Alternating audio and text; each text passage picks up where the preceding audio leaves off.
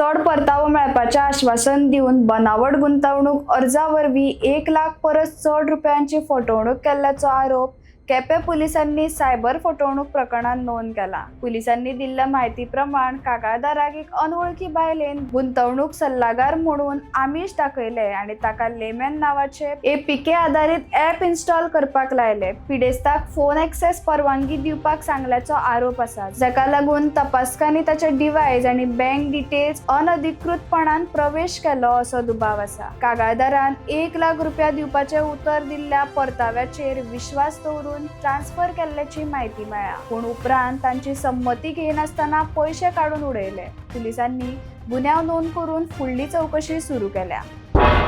तुम्ही पळयतात गोंयकारपण, गोंयकारांचो गोंयकारा खातीर।